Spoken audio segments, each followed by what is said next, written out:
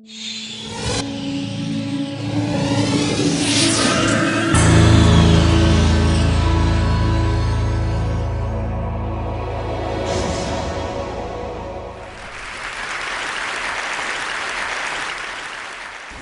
do you explain when things don't go as we assume? Or better, how do you explain when others are able to achieve things that seem to defy all of the assumptions? For example, why is Apple so innovative? Year after year after year after year, they're more innovative than all their competition. And yet, they're just a computer company. They're just like everyone else. They have the same access to the same talent, the same agencies, the same consultants, the same media. Then why is it that they seem to have something different? Why is it that Martin Luther King led the civil rights movement? He wasn't the only man who suffered in a pre-civil rights America, and he certainly wasn't the only great orator of the day. Why him? And why is it that the Wright brothers were able to figure out controlled powered manned flight when there were certainly other teams who were better qualified, better funded, and they didn't achieve powered manned flight, and the Wright brothers beat them to it? There's something else at play here.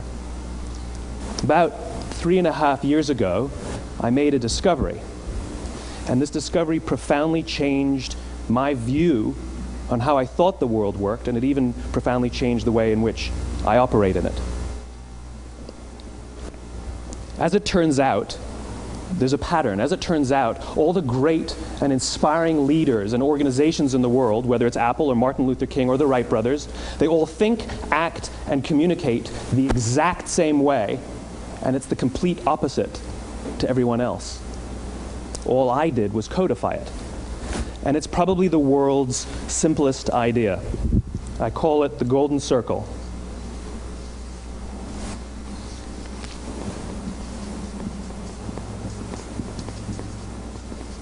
Why, how, what?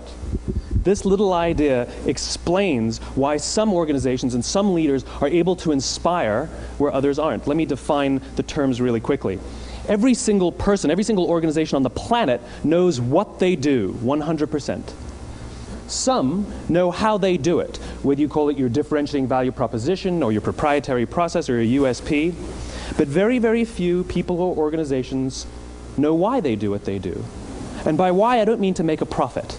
That's a result. It's always a result. By why, I mean what's your purpose? What's your cause? What's your belief?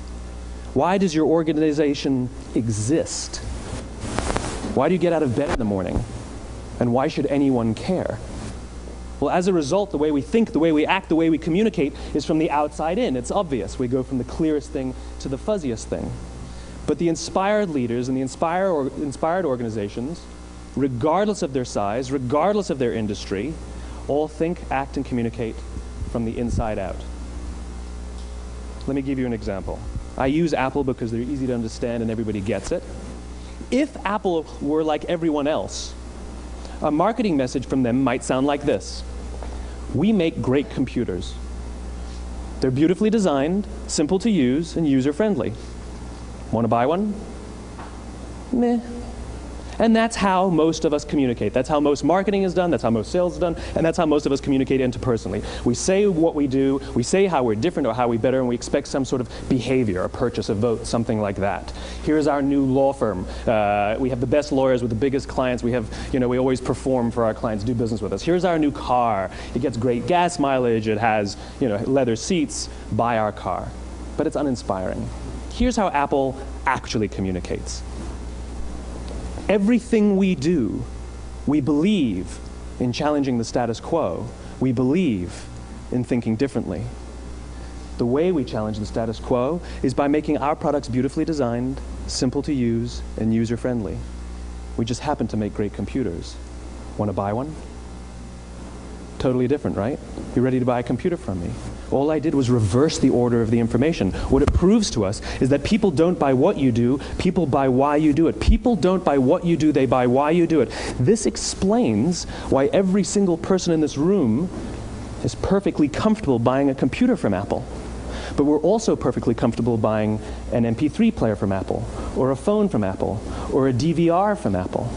But as I said before, Apple's just a computer company. There's nothing that distinguishes them structurally from any of their competitors. Their competitors are all equally qualified to make all of these products. In fact, they tried. A few years ago, Gateway came out with flat screen TVs. They're eminently qualified to make flat screen TVs. They've been making flat screen monitors for years. Nobody bought one. And Dell came out with MP3 players and PDAs. And they make great quality products, and they can make perfectly well-designed products, and nobody bought one. In fact, talking about it now, we can't even imagine buying an MP3 player from Dell. Why would you buy an MP3 player from a computer company? But we do it every day. People don't buy what you do, they buy why you do it.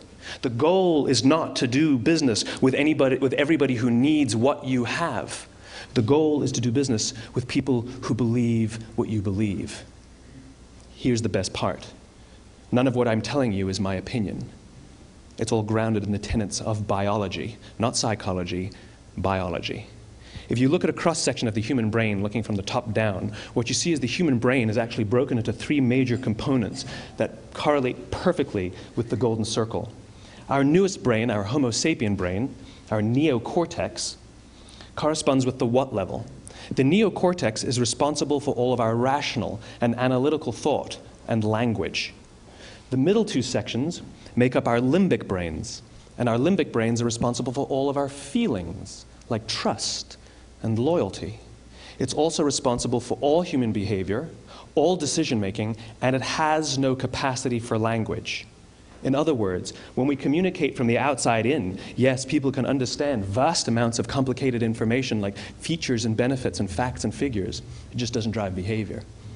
When we communicate from the inside out, we're talking directly to the part of the brain that controls behavior, and then we allow people to rationalize it with the tangible things we say and do. This is where gut decisions come from. You know, sometimes you can give somebody all the facts and your figures, and they say, I know what all the facts and details say, but it just doesn't feel right. Why would we use that verb? It doesn't feel right. Because the part of the brain that controls decision-making doesn't control language. And the best we can muster up is, I don't know, it just doesn't feel right. Or sometimes you say you're leading with your heart or you're leading with your soul. Well, I hate to break it to you, those aren't other body parts controlling your behavior. It's all happening here in your limbic brain, the part of the brain that controls decision-making and not language. But if you don't know why you do what you do, and people respond to why you do what you do, then how will you ever get people to vote for you or buy something from you, or more importantly, be loyal and want to be a part of what it is that you do? Again, the goal is not just to sell people who need what you have. The goal is to sell to people who believe what you believe. The goal is not just to hire people who need a job. It's to hire people who believe what you believe. I always say that, you know, there's, if you hire people just because they can do a job, they'll work for your money. But if you hire people who believe what you believe, they work for you with blood and sweat and tears. And nowhere else is there a better example of this than with the Wright brothers. Most people don't know about Samuel Pierpont Langley. And back in the early 20th century, the pursuit of powered man flight was like the dot-com of the day. Everybody was trying it. And Samuel Pierpont Langley had what we assume to be the recipe for success. I mean, even now, you ask people, why did your product or why did your company fail? And people always give you the same permutation of the same three things. Undercapitalized, the wrong people, bad market conditions. It's always the same three things. So let's explore that. Samuel Pierpont Langley was given $50,000 by the War Department to figure out this flying machine. Money was no problem. He held a seat at Harvard and worked at the Smithsonian and was extremely well connected. He knew all the big minds of the day. He hired the best minds money could find, and the market conditions were fantastic. The New York Times followed him around everywhere, and everyone was rooting for Langley. And how come we've never heard of Samuel Pierpont Langley? A few hundred miles away in Dayton, Ohio, Orville and Wilbur Wright. They had none of what we consider to be the recipe for success. They had no money. They paid for their dream with the proceeds from their bicycle shop. Not a single person on the Wright brothers' team had a college education, not even Orville or Wilbur. And the New York Times followed them around nowhere. The difference was Orville and Wilbur were driven by a cause, by a purpose, by a belief. They believed that if they could figure out this flying machine, it'll change the course of the world. Samuel Pierpont Langley was different. He wanted to be rich and he wanted to be famous. He was in pursuit of the result. He was in pursuit of the riches. And lo and behold, look what happened. The people who believed in the Wright brothers' dream worked with them with blood and sweat and tears. The others just worked for the paycheck. And they tell stories of how every time the Wright brothers went out, they would have to take 5 sets of parts because that's how many times they would crash before they came in for supper. And eventually, on December 17th, 1903, the Wright brothers took flight. And no one was there to even experience it. We found out about it a few days later. And further proof that Langley was motivated by the wrong thing, the day the Wright brothers took flight, he quit. He could have said, "That's an amazing discovery, guys, and I will improve upon your technology." But he didn't. He wasn't first, he didn't get rich, he didn't get famous, so he quit. People don't buy what you do, they buy why you do it. And if you talk about what you believe, you will attract those who believe what you believe. Well, why is it important to attract those who believe what you believe? Something called the law of diffusion of innovation. And if you don't know the law, you definitely know the terminology. The first 2.5% of our population are our innovators. The next 13.5% of our population are our early adopters. The next 34% are your early majority, your late majority, and your laggards. The only reason these people buy touch-tone phones is because you can't buy rotary phones anymore. We all sit at various places at various times on this scale, but what the law of diffusion of innovation tells us is that if you want mass market success or mass market acceptance of an idea, you cannot have it until you achieve this tipping point between 15 and 18% market penetration, and then the system tips. And I love asking businesses, what's your conversion on new business? And they love to tell you, oh, it's about 10%, proudly. Well, you can trip over 10% of the customers. We all have about 10% who just get it. That's how we describe them, right? That's like that gut feeling, oh, they just get it. The problem is, how do you find the ones that just get it before you're doing business with them versus the ones who don't get it? So it's this here, this little gap, that you have to close, as Geoffrey Moore calls it, crossing the chasm. Because you see, the early majority will not try something until someone else has tried it first. And these guys, the innovators and the early adopters, they're comfortable making those gut decisions. They're more comfortable making those intuitive decisions that are driven by what they believe about the world and not just what product is available. These are the people who stood online for 6 hours to buy an iPhone when they first came out, when you could have just walked into the store the next week and bought one off the shelf. These are the people who spent $40,000 on flat screen TVs when they first came out, even though the technology was substandard. And by the way, they didn't do it because the technology was so great. They did it for themselves. It's because they wanted to be first. People don't buy what you do, they buy why you do it. And what you do simply proves what you believe. In fact, people will do the things that prove what they believe. The reason that person bought the iPhone in the first 6 hours, or stood in line for 6 hours, was because of what they believed about the world and how they wanted everybody to see them. They were first. People don't buy what you do, they buy why you do it. So let me give you a famous example, a famous failure and a famous success of the law of diffusion of innovation.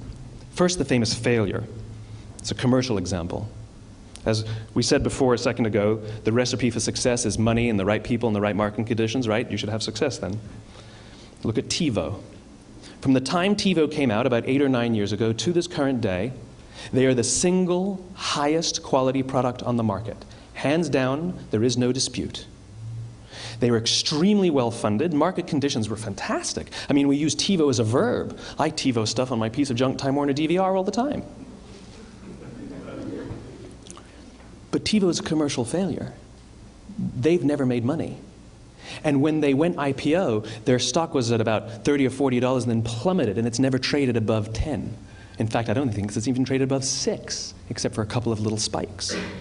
Because you see, when TiVo launched their product, they told us all what they had. They said, we have a product that pauses live TV, skips commercials, rewinds live TV, and memorizes your viewing habits without you even asking. And the cynical majority said, we don't believe you, we don't need it, we don't like it, you're scaring us.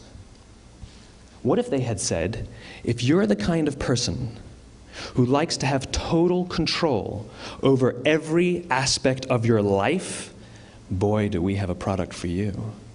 It pauses live TV, skips commercials, memorizes your viewing habits, etc., etc. People don't buy what you do, they buy why you do it, and what you do simply serves as the proof of what you believe. Now let me give you a successful example of the law of diffusion of innovation. In the summer of 1963, 250,000 people showed up on the Mall in Washington to hear Dr. King speak. They sent out no invitations, and there was no website to check the date. How do you do that? Well, Dr. King wasn't the only man in America who was a great orator. He wasn't the only man in America who suffered in a pre-civil rights America. In fact, some of his ideas were bad. But he had a gift. He didn't go around telling people what needed to change in America. He went around and told people what he believed. I believe, I believe, I believe, he told people. And people who believed what he believed took his cause and they made it their own, and they told people. And some of those people created structures to get the word out to even more people. And lo and behold, 250,000 people showed up on the right day, on the right time to hear him speak. How many of them showed up for him? 0. They showed up for themselves. It's what they believed about America that got them to travel on a bus for 8 hours to stand in the sun in Washington in the middle of August. It's what they believed, and it wasn't about black versus white. 25% of the audience was white. Dr. King believed that there are 2 types of laws in this world, those that are made by a higher authority and those that are made by man. And not until all the laws that are made by man are consistent with the laws that are made by the higher authority will we live in a just world. It just so happens that the civil rights movement was the perfect thing to help him bring his cause to life. We followed him not for him, but for ourselves. And by the way, he gave the I have a dream speech, not the I have a plan speech. Listen to politicians now with their comprehensive 12-point plans. They're not inspiring anybody. Because there are leaders and there are those who lead. Leaders hold a position of power or authority, but those who lead inspire us. Whether they're individuals or organizations, we follow those who lead, not because we have to, but because we want to. We follow those who lead, not for them, but for ourselves. And it's those who start with why that have the ability to inspire those around them or find others who inspire them. Thank you very much.